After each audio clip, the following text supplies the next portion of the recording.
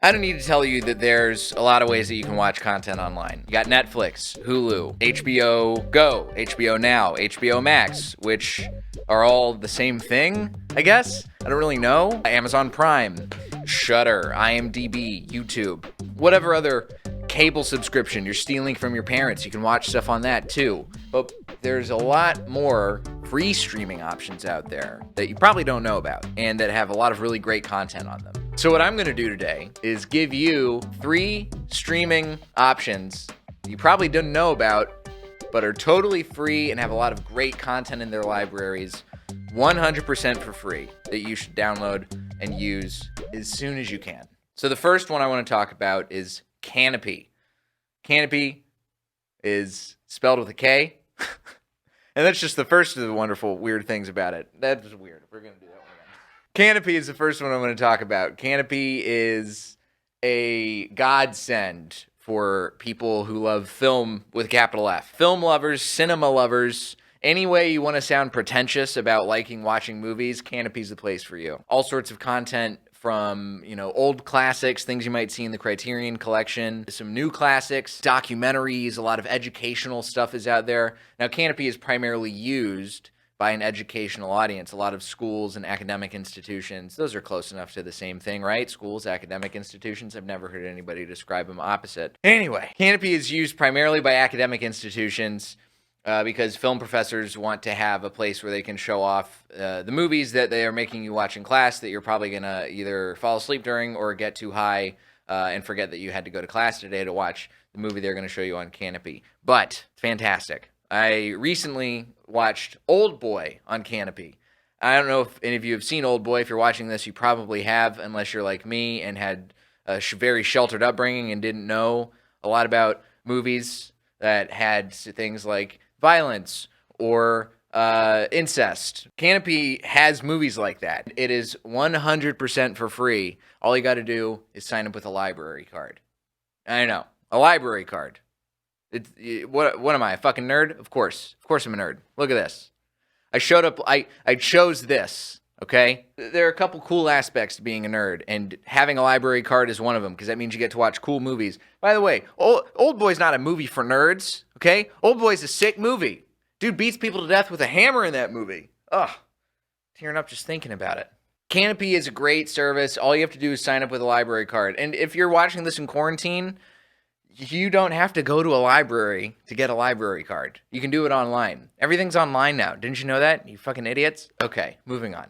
Hoopla is the next service I want to talk about. Another service that you can access only with a library card. You don't even have to go to a library. You never have to prove to anybody that you have a library card. I don't know why people would judge you for having a library card. Mostly I'm just saying this because when I told my other friends about this, they're like, why do you have a library card? And I was like, so I can watch movies on Canopy and Hoopla. You ding-dongs? Having fun isn't hard when you've got a library card. Hoopla's like the popular version of Canopy. Like, Canopy's for people who their favorite movies are probably something Wes Anderson directed, right? And they probably have a lot of stuff that they can tell you about, like Francois Truffaut and Jean-Luc Godard and other French filmmakers that I only know how to pronounce because I'm pretentious.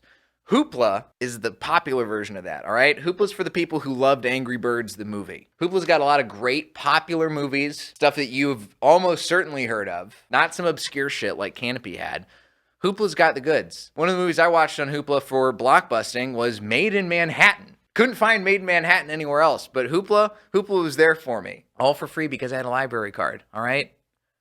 Hoopla's great. I was shocked at how great Hoopla was. I think I didn't watch Waterworld on there, but I watched Waterworld on our last one that I want to highlight, which is Voodoo. Now, Voodoo, downside, owned by Walmart.